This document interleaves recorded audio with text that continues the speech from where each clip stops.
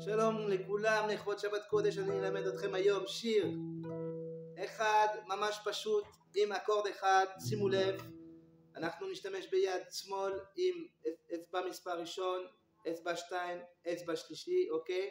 עם שלושת האצבעות האלה אנחנו נעשה את האקורד אי או מי, אוקיי? שימו לב, זה מאוד פשוט, אוקיי? עם האצבע הראשון אנחנו נלחץ על הבית הראשון, מטר השלישי מלמטה, אוקיי? ככה.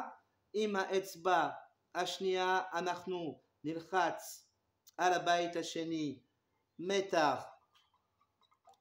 חמישי, אוקיי? ועם האצבע השלישי הזאת אנחנו נלחץ גם על הבית השני, מטר רביעי, ואז יוצא לנו אי. פה בגלל שכאן אנחנו ניתן את הקצב, אז אני אדבר בשפת הקצב. אנחנו עם האגודל נעשה את הבאסים, את המטר השמן השישי, נלחץ עליו, ואז יהיה ככה, אנחנו נפחת אותו פשוט, אוקיי? אז זה הולך, זה נקרא דום, וזה עם האצבע הזאת נעשה טק את שלושת המטרים מלמעלה, אוקיי?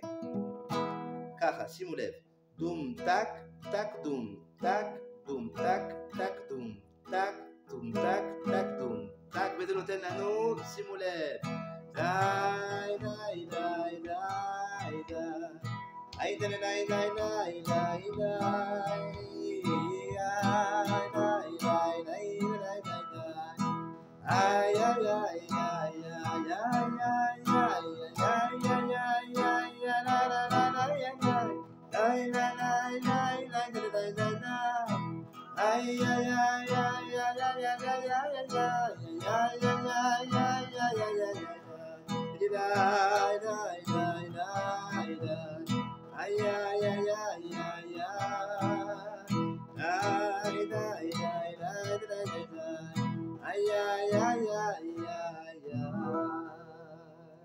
שבת שלום לכולם.